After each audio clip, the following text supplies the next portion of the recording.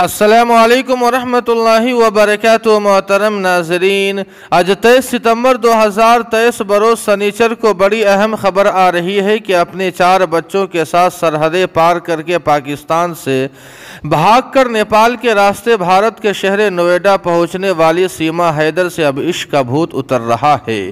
جانکاری کے مطابق اس کے عاشق سچن مینا کی ایسی کئی ویڈیوز وائرل ہو رہی ہے جن میں سیما یہ کہہ رہی ہے کہ اب سچن نے اس کے ساتھ مار پیٹ شروع کر دی ہے، یہی وجہ ہے کہ وہ اب اپنے وطن پاکستان جانا چاہتی ہے۔ سچن اور سیما حیدر کی ایسی کئی ویڈیوز سوشل میڈیا پر تیزی سے وائرل ہو رہی ہے جن میں دونوں کے عشق کا بھوت اترتا ہوا دکھائی دے رہا ہے۔ ویڈیو میں سیما حیدر کو یہ کہتے ہوئے آسانی سے سنا جا سکتا ہے کہ انہیں اب سچن نے مارنا اور پیٹنا شروع کر دیا ہے کیونکہ ان کے پاس پیسے ختم ہو گئے ہیں، جس کی وجہ سے اسے ہراساں کیا جا رہا ہے۔